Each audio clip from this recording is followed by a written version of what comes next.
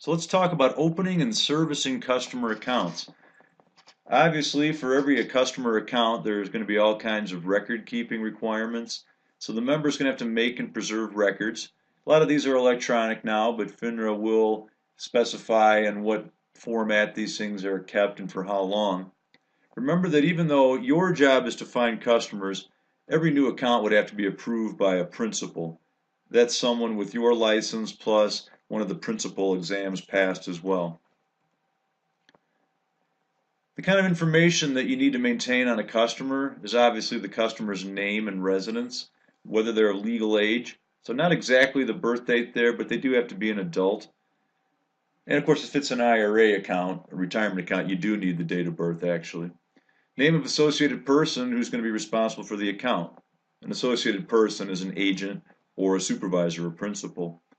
So we need the name of the associated person, but for the signature, we're talking about the principal who accepted or approved the account. Registered representatives don't do that. If the customer is a business, we need the names of those individuals who have authority to transact that business. We're going to need to see some legal representation that they do have that authority as well. So if it's a corporation, there are corporate documents that show us who does and does not have the authority to open the account or enter transactions. Normally you make recommendations that are suitable, but there are some accounts where the customer grants you, the registered rep, and the firm discretion. If that's the case, we need a record of the dated manual signature. That means hand signature of each individual who's going to have authority to exercise trading discretion, the ability to simply start buying and selling on the customer's behalf without first clearing it with the customer. It's a very big deal, so let's see exactly who has this authority and by definition who doesn't. The firm is going to have to attempt to get the customer's tax ID or social security number. A tax ID number would be, for example, an FEIN for an estate or a corporation. Could you open the account even though the customer didn't give you the tax ID number or the social security? Actually, you could, but you would inform the customer this will lead to a backup withholding. They will not be able to get all the money out of their account because the IRS is going to get involved. I don't know why a customer would not be able to supply that. But I'm sure there are a lot of executors out there who are grieving or are sloppy in many ways and they just never get their act together. Maybe it takes them forever to even apply for the FEIN. Whatever the story is, you don't absolutely have to have the tax ID number. You should try to get the occupation and the name and address of the employer, and you need to attempt to obtain whether they are an associated person of another member firm. But if they lie to you, for example, that obviously wouldn't be your fault. Now, we're not talking about institutional accounts, and if you're opening an account where you're just helping people by opening funds that your firm doesn't even recommend, then we wouldn't need all that information either. Anti-money laundering. Yet another area for a broker-dealer where they have to spend a lot of time and energy even though they're not making money. But if the firm doesn't help the Treasury Department go after money laundering activities, they may end up getting fined or even expelled by FINRA. So the Treasury Department has FinCEN, Financial Crimes Enforcement Network. Broker-dealers, just like banks and other financial companies, have to help out with this whole program of making sure that when you open up an account for somebody, you've properly identified this customer. We need photo IDs. I've always opened up my accounts online, but I have to have a very good color scan of a state-issued ID or they won't even consider it. A passport would work, but I'm not a big traveler. But if you were a foreign citizen, you would absolutely have to provide a passport to open up an account with a broker-dealer. And you need to try to find out, are they associated with a member firm? Because broker-dealers often want their registered reps only trading through that firm. Or at the very least, they want to monitor all the activity. Make sure they're not doing any insider trading ahead of a big merger that the investment banking division hasn't announced yet, for example, or maybe they're a research analyst and they want to buy a bunch of stock before they then initiate some really glowing report on it. Well, this is the kind of stuff that the employer would like to be able to spot. So don't open accounts for others if they are associated with a member firm without following the proper steps there. If you see a customer engaging in suspicious activity, There's a report that needs to be filled out, a SAR, a suspicious activity report. Maybe money is being moved around among various accounts, or the customer engages in a lot of trading activity but seems to have no concern for risk. It really looks like they're just using us to move money around. We're not law enforcement, but we are cooperating with law enforcement if our firm fills out a suspicious activity report. FINRA gets very nervous when broker-dealers or agents are able to take money out of a customer's account. So if this is a broker-dealer that also has a convenient bill-paying system, make sure you get the proper signatures from the customer before any bills are paid, checks are drawn, drafts, etc. Money coming out of the customer account, though. It just sounds bad. When a firm executes a trade for, say, 1,000 shares of Apple, they have to designate which account this trade is for. They don't just spend the day trading the stock and then see where they can stick it. And no changes to the name or designation of an account without a principal getting involved, especially if it's a wife who wants to get rid of the husband on a joint account or vice versa. Or suddenly this became a margin account. How come the principal didn't know anything about it? No, that's not good. There's a lot of marketing activity that goes on at the broker-dealer, but they have to protect the privacy of the consumer and also with their customers. A lot of broker-dealers will share their marketing information with a related insurance company or bank, for example, but some customers don't want their information being shared. So there has to be an opt-out notice that the customer has the right to opt out of this type of sharing. And this privacy notice is going to be delivered when the consumer signs up and becomes a customer, and then annually the broker-dealer is going to have to deliver a privacy statement. This is the kind of information we do share with these types of parties, and here's our opt-out procedure. A consumer is someone who responded to a marketing piece and is considering opening an account or going with your firm for certain services. When they actually agree to use your firm's services, that's when they become a customer. That's when the privacy statement has to be provided. There's always temptation to just sell whatever somebody will buy because you get a commission either way. But if you think about it the other way, since you get the same commission, why not do your job, right? Why not get to know your customer? Especially because if you don't, FINRA will take away your license. But really, it's about the same amount of work, really, to be kind of half-hearted as it is to use due diligence to find out who your customer is and what they need and don't need. But FINRA actually insists that you use your reasonable diligence to establish your customer's investment profile. You have to know all the essential facts that are required to service this account, to act in accordance if they have any special handling. Like what? Well, maybe he is the CEO of a public company, and you have to do certain things whenever he wants to buy or sell his company stock. To understand the authority of each person acting on behalf of the account, there may be an investment advisor who occasionally places trades, or just a trusted friend who has trading authority. You have to have all this information, obviously. And of course, you'd have to have enough information to comply with laws, rules, and regs. For example, if he's the CEO of a public company, there are laws and rules under the Acts of 33 and 34 that your firm will have to help out with.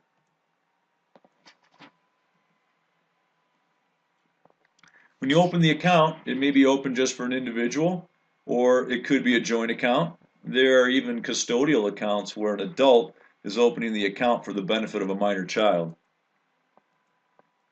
TOD means transfer on death. If you have an individual account, you're only going to take orders from that individual unless or until she grants written trading authorization, sometimes called power of attorney, to another individual or party. You don't accept it because they said it's in the mail. Your firm has it on file that this is the brother-in-law who, for whatever reason, the customer wants him to be able to place trades. But not unless that customer has granted it and they both signed it. A transfer on death account is an individual account which transfers, believe it or not, upon their death. So instead of having to get caught up in the probate process, which becomes a public record, This individual has beneficiary forms which guide where the assets go upon his or her death. Now, obviously, we need proper legal papers even here to make sure they are actually dead. Death certificate, for example, affidavits and all that. But once that comes in, instead of going through the probate process where everybody can see who got what, these assets would pass directly to these beneficiaries or to this beneficiary. And they can change those beneficiaries at any time, obviously, as long as they're alive. For a joint account, we need the account owners to sign a joint account agreement. And this is a pretty likely question where the Series 6 asks, what happens if the husband owns 60% and the wife owns 40% of the account? Well, if it's tenants in common, when one of the spouses dies, that percentage goes to his or her estate. Whereas with rights of survivorship accounts, there, when one party dies, the other party or parties just owns all the assets. Third-party accounts means that somebody is going to manage the assets on behalf of somebody else. For a custodial account, we're talking about an adult managing the assets on behalf of a minor child. The adult could be a family member. They may know what they're doing or not. Of course, that's true of all investors. But there can only be one adult custodian and one minor per account. This account receives some special tax treatment on the income it generates. And for that reason, if you're the adult custodian, you have to remember to use this account only for the benefit of the minor child. We're not saying you have to wait until they graduate. If they want to go to basketball camp, that's fine. But don't use it for things that are benefiting the child's parents, like room and board or whatever that would be. But if the kid wants violin lessons or wants to go to basketball camp, then that's an appropriate use. If the custodian wants to use it as a temporary loan to help keep his business afloat, that's an abuse. UGMA means Uniform Gifts to Minors Act. I think only 2 states use that. UTMA, Uniform Transfers to Minors Act. In both cases, when the child becomes a legal adult in that state, which is usually 21, he or she owns all the assets. There are some UTMA states that allow the transfer to happen at 25, but no later than that. Another third-party account is where I let my registered rep start to enter purchases and sales without first talking to me. It's a big deal, right? That's why we needed that dated manual signature and special records and which individuals have authority to enter these trades. But what does it mean to have discretion, or sometimes I'll call that power of attorney, the ability to make a big decision? If I'm letting the firm and the agent choose which security or how much of it to buy, I would have to grant them discretionary authorization in writing first. So buy 500 shares of IBM today does not require my account to be a discretionary account. I've named the particular security and the number of units, but if I just say buy shares of a technology company or buy some shares of IBM, if I'm leaving the security or the number of units up to the agent or the firm, they could only take it from there if it was already a discretionary account. Of course, if it were a discretionary account, they wouldn't even have to be talking to me. But in these cases where customers only tell the agent so much, the agent needs to know whether he can take it from there. So how might the question go? Well, anything like you see here. Or they might say in a very tricky way, the customer says to take the $50,000 cash position and allocate it evenly among these 3 funds. Well, then she's told you what to do. But if she says, I want you to buy shares of insurance companies today, that's obviously vague. And even if she said, I want you to buy as much IBM as you think I should, she's leaving the number of shares up to the firm, the rep. That's a big deal to the regulators. So either you need to get the customer to name the number of shares, or you'd have to explain that I can't actually take that order, unless you want to make this a discretionary account. An investment advisor will be entering trades on behalf of his or their customers' clients, but they will have the account held by your firm, the custodial broker-dealer. And so simply be aware of the fact that there are advisory accounts, and you'd have to get the proper documentation that this is actually an advisor, and they do have the authority to open these accounts on behalf of their clients. For education accounts, we have the Coverdell and we have the 529. The Coverdell account currently is only $2,000 per child per year, whereas the 529 has a maximum for the life of the plan, but that's established by each particular state. For Illinois, which is the Bright Start plan, I would guess that lifetime it's about $250,000, but we could certainly go to the website and find out, just like you could for your own state's plan. But it's up to the states to set that. You're not getting a deduction for federal income taxes when you put money into a 529 or a Coverdell. The 529 may give you a break at the state level, but neither the Coverdell nor 529 will help you for federal income taxes on the way in. But on the way out, if the money is used for education, all of that earnings, all of those gains, however they want to describe it, all of the good stuff that you got from investing is going to come out tax-free. Just make sure you use it for qualified education expenses. Now, under the Bank Secrecy Act, the broker-dealers do have to help the Treasury Department spot any funny business in terms of money laundering or people moving money around through wire transfers, anything suspicious. We saw the suspicious activity report. Well, whenever there's a wire transfer for more than $3,000 coming in to or out of your firm, there has to be a BSA form filled out. And if your firm accepts cash transactions, if it's a transaction for more than $10,000 cash or a series that adds up to more than $10,000 in one day, we need detailed information on this CTR. As you can see, we need the date of birth, the tax ID, the photo ID. We're not saying that anybody did anything wrong, but the question says that somebody deposited $7,000 cash and then $4,000 cash a few hours later. If it's on the same day, you have to fill out a CTR.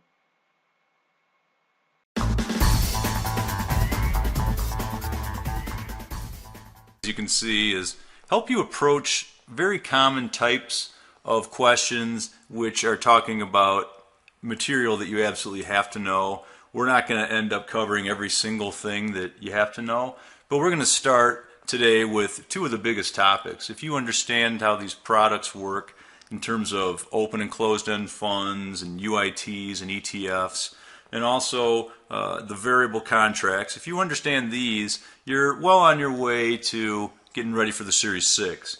But nobody's actually ready until he or she has improved their approach to test taking in general. In other words, we don't believe in a lot of memory joggers. We don't feel that we have an inside track as to what's on the test. Everybody knows what the topics are, and most people have an idea how difficult it is. But our company focuses more on improving your approach to any type of question so that regardless of what shows up, you're going to be able to break down the stem and maybe start eliminating one or two answer choices so that you can now look at things much more clearly. It's too hard to deal with four choices. If you're an insurance agent, you don't give somebody four choices. At most, you show somebody three policy options. Well, you've got four answers to each question. With the time working against you, you need to very quickly start eliminating the wrong answers, and that's what we're going to show you how to do.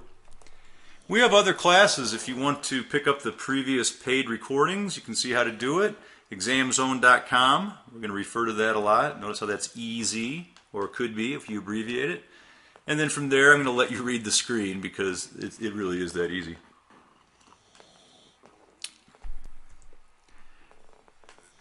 Recent educational research focused on the standardized testing performance for high school and elementary and middle school. They found that the only way to learn long term is to avoid cramming and instead to engage in the material as soon as you can through practice questions. A lot of people would think that if they read the textbook 4 times and highlighted it and made flashcards, that would give them an edge. I mean, if that's what it takes to, motivate yourself to get through the material, I guess we won't stop you. But that's really shown to be ineffective for long-term learning, which is what you're trying to do here. You need to read the book. You may need to reread certain sections, but students really learn through testing. A lot of us think that I'm going to learn from the book and then I'm going to see what I learned by testing. No, you're going to learn the basics from the book and you're going to be referring to the book as you go forward, but you're actually going to learn the most through the testing questions themselves. They found that as long as you get to see the correct answer, even if it's something you haven't read yet, it's going to help you learn faster and for more of the long term. But when you're doing these test questions, don't do them over and over like they're calisthenics. Once you've seen a question once or twice, it's pretty much lost its benefit. So you have to be thoughtful when you do the question, and you have to learn something based on our explanation, and you can also click on the rationale. And I would encourage you to have a notebook where you keep notes, try to keep them as organized as you can. But, if you're doing Chapter 3 review exam or review quiz, maybe title that on a page, and maybe you'll end up writing 4 or 5 good bullet points. And as this information sinks in that way, it's probably going to help you a lot more than just reading the same paragraph 3 or 4 times. So you're going to read the textbook once, or you should. I know some people don't. That seems like a big detail to overlook. My boss came in and said that if I don't pass the Series 6, I lose my job. But I didn't really feel like reading the textbook, so I didn't. Like, wow. I mean, I did some bad decisions in college, but I don't think anybody, when they're faced with losing their job, or maybe the more positive way of moving up in this company, if you pass and maybe moving out if you don't, how could you skip the textbook? But that doesn't mean you read it 3 or 4 times. You read it carefully, and then after doing Chapter 1 review exam, taking some notes based on what you learned from the questions online, then it would be good to probably spend 5 or 10 minutes reviewing. Same thing for Chapter 2, 3, 4, etc. And then you'll be doing the 100 question practice exams. Same thing. You can see by topic what you did well on and what you need work on. It should line up pretty quickly to our table of contents. So you're going to read the book, and then after that you're going to really learn mostly from questions, and then use the textbook to review after that. So just like you're not going to skip the textbook, promise yourself you're going to at least do every practice question we have for you. Once, maybe twice. Now these are our terms, but we've broken down the methods that the test can use against you into 5 types. Some people use this word tricky as kind of the overall category for anything difficult. But what we mean is, no, they absolutely set up a false pattern, try to confuse you and mislead you. It's like those trick questions as a kid that, for some reason, I was always really bad at that as a kid. Who's buried in Grant's tomb? I would come up with like 15 answers, and I'm pretty sure they meant it was Ulysses S. Grant. But those kinds of questions will show up. Not all throughout the test, but you only have 100, 105 with the experimental. If you get 4 or 5 tricky questions, we want to make sure that you can recognize that. You'll get even more of these. It's a lot of details, sometimes it's extra details, sometimes it's 2 or 3 sentences of just setup, and then when you get to the question you realize, I didn't need to read that, why'd you make me do that? Well, chatty is a pretty common tactic. A lot of people, I think, make too much out of this, but they get very confused if it says something like, which of the following would not be true? Or all of the following are prohibited activities except. We'll work on that, but you just have to be careful, make sure you know what you've been asked. The one that you can't really, in other words, those 3, you can, if you're careful, you can notice those. Okay, that was a trick, I see the pattern, or obviously if there's a lot of detail, it's a chatty question, and you can easily spot words like except or not, which one is least likely. Falsely familiar is probably the most evil, because you can't notice it. And a lot of people, if they see a phrase that they've seen before, they assume it's the right answer. Because maybe a lot of the tests that we took in high school and in some college classes only needed us to be somewhat vaguely familiar with a phrase. That will not help you on the 6, and with these questions, they'll use it against you. Maybe you have seen, as long as the 12B1 fee does not exceed 0.25% of average net assets, it could still be completely the wrong answer, even though it's a familiar phrase. Nothing tricky about the Roman numeral, except I don't remember doing a lot of that when I was in high school and college, so I think you just have to get used to it. But it's probably the easiest.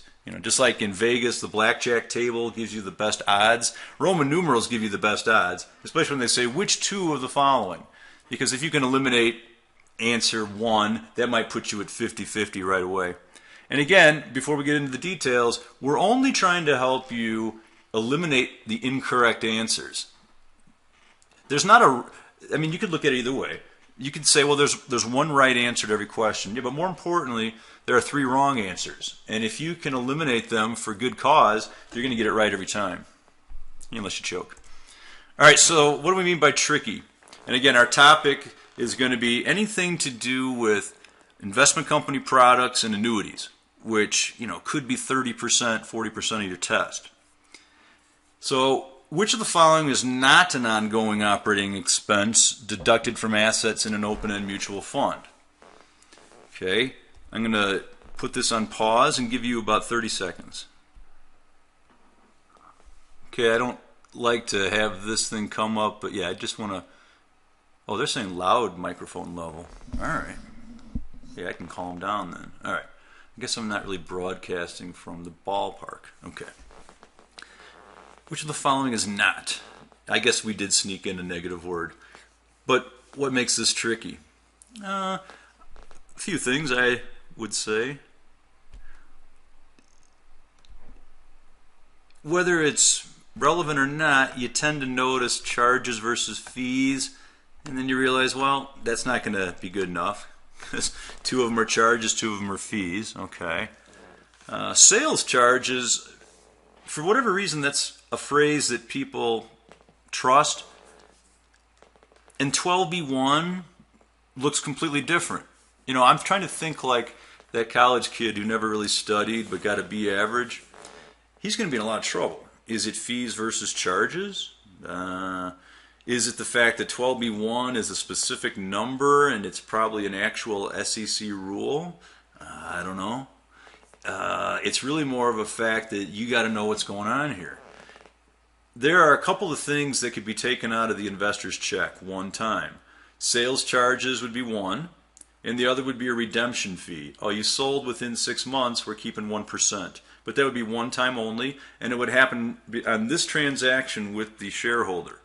All this other stuff, management fee, 12b1, transfer agent, custodian, legal and accounting, preparing the prospectus and the reports and all that, those are ongoing, and they're deducted from the fund assets, which is why even a growth fund is going to put some money in the money market, and some of the stocks they end up buying are probably going to pay dividends because they've got to have income to cover these ongoing deductions. What's left, the net income, is then shared with the shareholders.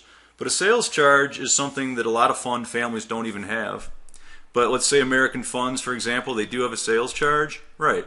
But it's a one-time event. You put in 10,000, maybe we took out 550. That'll never happen again. Going forward, you and everyone else will experience management fees, 12b1, transfer agent, etc. Now, we can make this interactive. If you have a question, feel free to type it in. I think I'm still broadcasting like at the ballpark. Why am I talking so loudly? I don't know. We have a lot of attendees. I guess I'm just excited. But yeah, if you have a question about any of the questions or explanations, feel free to type it in. I think I just have we have a good microphone here. Imagine that. Okay. All right, so let's keep her going. Sorry, I'm going to double check, make sure we are recording. Of course we are. Chatty. Yes, it is. You have to read carefully. You don't want to get through the whole question, spend 30 seconds and then realize, oh, not true. Am I looking for something that's true or not? Because, again, the focus is on what can I eliminate. Why? This is a totally different experience from a lot of the college classes you had. This business professor wrote his or her own book, prepared her own lectures, submitted her own questions for the exam. I mean, there weren't a lot of surprises. That's not how it works. There's not a common textbook for this exam material, and the outline doesn't reveal everything they will or won't ask. So you're not going to just see a familiar answer. You're going to have to look for 3 answers that don't work based on what you know. Especially here. We're looking for a true statement. What does that tell you? 3 of these are false. So you need to find something that's false about them and get rid of them. Customers receive the public offering price, customers receive the asked price, customers receive the NAV or the NAV. So right there, before I get all discombobulated, they pay the pop, which could be the ask, so I don't even need the rest of the details. You're saying when they redeem, that's selling. And if you don't know that, you didn't study enough at all. A redemption order means I'm selling it back to Fidelity. They're going to pay me the net asset value. If I were buying the fund today, I'd be paying what they could call the public offering price or the asked or even the offer price. For a lot of funds, that's exactly the same because they're no load. But if you're a loaded fund, that's what the difference is. Here's the NAV, and then when we add the sales charge, it's the higher pop that people are going to pay today. Well, I know you received the NAV. Is it next computed or is last determined? It's always forward pricing. This would be a late trading violation, giving some hedge funds yesterday's prices because they can already figure out where the prices will be today. No, it's this. And notice that's not a memorized answer. A lot of people want to have just a flashcard understanding. Customers receive the NAV. Yeah, but we added some details. It's chatty, as next computed by the fund, and then a little bit more. So now you're even maybe outside your comfort zone. I didn't memorize this minus any back-end sales charges and redemption fees. Well, the Series 6 is going to expect you to think on your feet here at the testing center. They're not asking you things that you've memorized 100 times. It's not the anatomy test. We're going to learn the bones of the human body. I could study for that and probably get a 97 or 100, you know what I mean? Because I would know all of the bones in the body, and that would be it. There'd be no trick, really. But here, you never know how the right answer is going to be presented. So that's why you got to determine A doesn't work, B doesn't work, and D is completely wrong. It's always as next determined. So on the test, they might well have had another answer that reads exactly the same up to the comma. Customers receive the NAV as next computed by the fund, comma, and then something wrong. They'll make you work for the answer. But the others are wrong and C is correct. Yeah, if there's a back-end load, a B share, or if you sold within a certain time frame, that we might reduce what you get by a redemption fee. Just so you know, though, a back-end sales charge is totally different from a redemption fee. Sales charges always go to the broker-dealer and or registered rep like you who sold it. A redemption fee would just stay in the fund. Look, it's a pain in the neck to have to pay out redemptions, and so we discourage you from doing it within this time frame. And if you do it anyway, then there's going to be a one-time redemption fee. So like our sales charge here, the redemption fee is a one-time event. Anything else that you know of, like 12B1 fee, management fee, transfer agent, custodian, that's all ongoing operating expenses. That's the reason to have a mutual fund company, so that those entities make so much money. The management fee goes to the investment advisor, and that's related to the broker-dealer who pushes the funds. Capital Research and Management is the advisor for the American funds. So the idea there is if American funds can take in enough investors, then their related investment advisor makes a percentage of those assets, and it might be $300 million per year on a particular fund. So there's a lot to understand here, and you have to know it a lot better than the typical investor. For the rest of the Series 6 video lessons and the test-taking strategy sessions, visit www.examzone.com.